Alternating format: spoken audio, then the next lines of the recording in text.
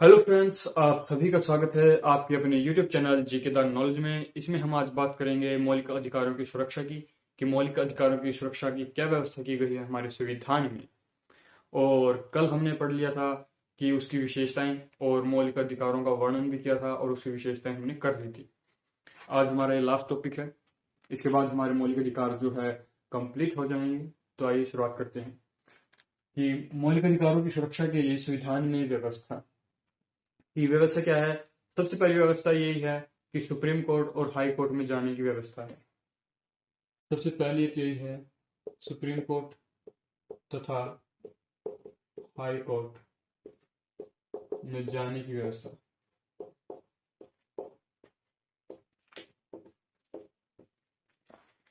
कि यदि किसी व्यक्ति को लगता है कि उसके अधिकारों की अवहेलना हुई है, यदि व्यक्ति को लगता है कि उसके अधिकारों की अवहेलना हुई है, उल्लंघन हुआ है, तो आर्टिकल 32 के तहत वो सुप्रीम कोर्ट में जा सकता है और आर्टिकल 226 के तहत वो हाई कोर्ट में जा सकता है और अपने अधिकारों को फिर से पुनः लागू करवा सकता है। उसके बाद आता है न्यायिक पुनर्निरीक्षण। न्यायिक पुनर्निरीक्षण की शक्ति। न्यायिक पुनर्निरीक्षण की शक्ति क्या है कि सुप्रीम कोर्ट तथा हाई कोर्ट को न्यायिक पुनर्निरीक्षण की शक्ति प्राप्त है कि न्यायालय संसद या विधानमंडल द्वारा बनाए गए ऐसे कानून को रद्द कर सकता है जो मौलिक अधिकारों की अवहेलना करते हो। मतलब संसद या फिर कोई ऐसे कानून नहीं बनाएंगे, अगर बनाते हैं तो उनको रद्द कर देगा सुप्रीम कोर्ट या फिर हाई कोर्ट, जो मौलिक अधिकारों की अवहेलना करते हो न्यायिक पुनर्निरीक्षण की शक्ति द्वारा। उसके बाद करते हैं कि मौलिक अधिकारों पर प्रतिबंध के विरुद्ध कानून बनाने पर प्रतिबंध। मौलिक अधिकारों के विरुद्ध मौलिक अधिकारों के विरुद्ध कानून बनाने पर प्रतिबंध।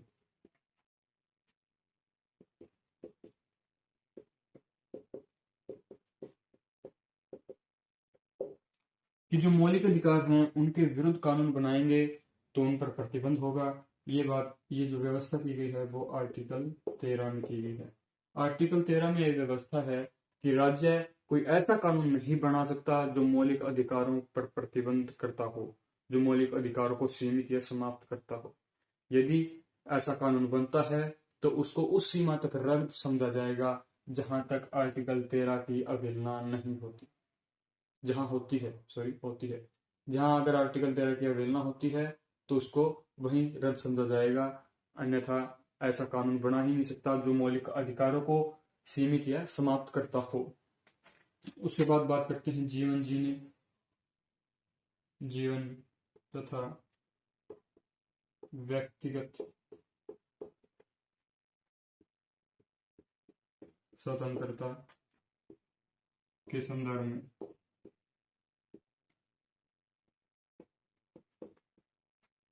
जीवन तथा व्यक्तिगत स्वतंत्रता के संदर्भ में ये जो है, जो व्यवस्था की गई है, ये आर्टिकल 21 में। आर्टिकल 21 आर्टिकल 21 का ये हमें अधिकार देता है कि जीवन जीने और व्यक्तिगत स्वतंत्रता। इसमें यह व्यवस्था है कि यदि हमारे आपातकाल भी लग जाए, हमारे देश में आपातकाल लग जाए, तो हमारे जो मौलिक अधिकार जो है 21 जो अधिकार है, अगर आपातकाल लग जाती है तो आर्टिकल 21 को स्थगित नहीं किया जाएगा। यह करना मतलब हमारी आज़ादी को छीनना, मतलब सांस ही नहीं ले सकते, जीवन जीने का अधिकार ही नहीं होगा तो फिर क्या फायदा अधिकारों का।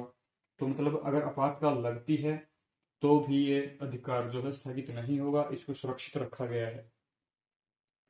ये कुछ एक पॉइंट थे, इनको फिर से रिपीट कर देता हूँ कि सुप्रीम कोर्ट और हाई कोर्ट में जाने की व्यवस्था की गई है। सुप्रीम कोर्ट में आर्टिकल 32 और हाई कोर्ट में 226 के तहत हम सुप्रीम कोर्ट में जा सकते हैं और अपने अधिकारों को लागू करवा सकते हैं। न्यायिक पुनर्निरीक्षण की शक्ति प्राप्त है सुप्रीम कोर्ट और हाई कोर्ट को, और वह ऐसे रद्द कर सकती है, ऐसे कानूनों को रद्द कर सकती है जो मौलिक अधिकारों की अवहेलना करते हैं। मौलिक अधिकारों के विरुद्ध कानून बनाने पर प्रतिबंध, कि राज्य कोई ऐसा कानून नहीं बनाएगा जो मौलिक अधिकारों को सीमित या समाप्त करता हो। अगर ऐसा करता है तो उस कानून को उस सीमा तक रद्द समझा जाएगा जो आर्टिकल 13 की अवहेलना करता हो। जीवन जीने तथा व्यक्तिगत स्वतंत्रता के संदर्भ में व्यवस्था की गई है कि आर्टिकल जो 21 है, जीवन जीने तथा स्वतंत्रता का अधिकार है, उसको चाहे आपातकाल लग जाए लेकिन ये अधिकार हमारा प्रतिबंधित नहीं होगा, अन्यथा अन्य सभी अधिकार जो हैं वो उस समय तक प्रतिबंधित रहेंगे, उनसे उस समय तक समाप्त होंगे जब तक आपातकाल है। इसके बाद हम बात करेंगे हमारे अगले जो कुछ अधिकार जो बच चुके थे, जैसे आर्टिकल 12, 35, 34, 33, जो अधिकार हमारे बच चुके थे जिनकी हमने बात नहीं की, उनके बारे में हम बात करते हैं। सबसे पहले आता है आर्टिकल 12। आर्टिकल 12 में राज्य की परिभाषा दी गई है।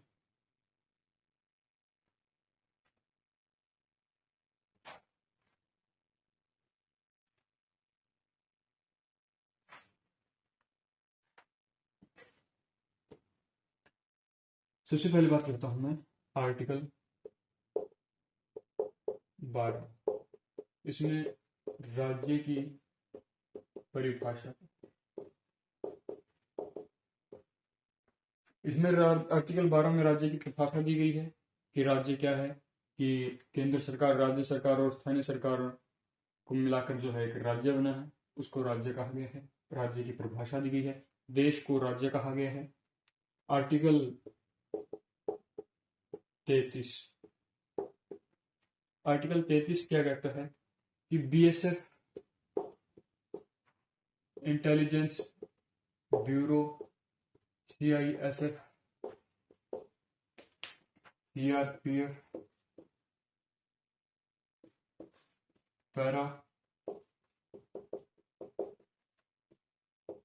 पैरामिलिट्री में कार्यरत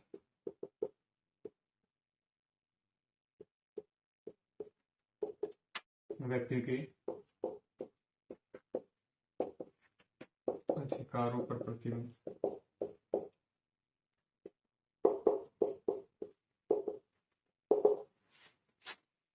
जो बीएसएफ है, इंटेलिजेंस ब्यूरो है, सीआईएसएफ है, सीआरपीएफ है, पैरामिलिट्री है या कोई और अन्य विभाग है में कार्य कर रहे व्यक्तियों के अधिकारों पर प्रतिबंध, जो मौलिक अधिकार है उन पर प्रतिबंध लगा दिया जाता है भाई आर्टिकल 33 के तहत।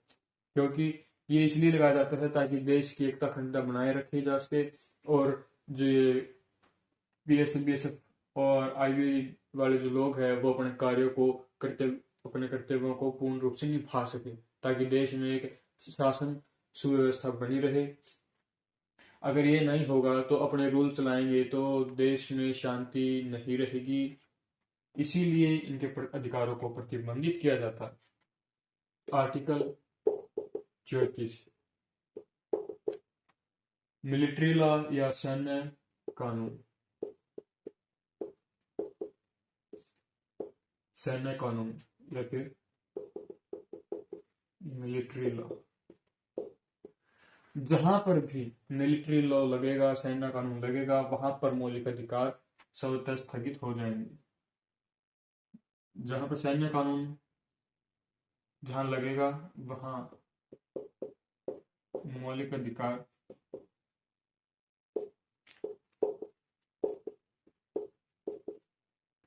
स्थगित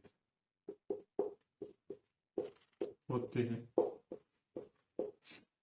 सैन्य कानून मतलब ये सैन्य कानून होता है मतलब एक अलग से ही कानून होता है मिलिट्रीज के लिए या बीएसएफ के लिए, फौजियों के लिए, आईबीज के लिए, इनके लिए एक अलग से कोर्ट मार्शल किया जाता है और जहां पर ये होता है, लग जाता है, उस जगह के निवासियों के जो मौलिक अधिकार है वो स्थगित कर दिए जाते हैं ताकि देश में व्यवस्था कायम की जा सके। क्योंकि जिस प्रकार राम रहीम थे या फिर रामपाल थे, तो उनकी को पकड़ने के लिए जब मिलिट्री फोर्स आई थी तब वहां पर क्या था कि सैन्य कानून लग चुका था, मिलिट्री लॉ लग चुका था, कोर्ट मार्शल हो चुका था।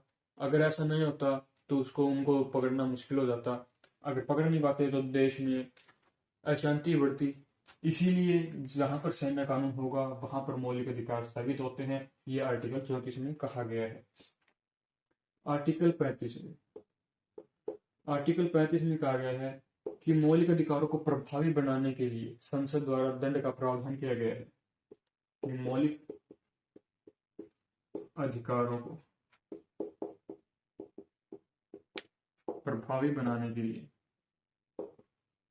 मौलिक अधिकारों को प्रभावी बनाने के लिए दंड का प्रावधान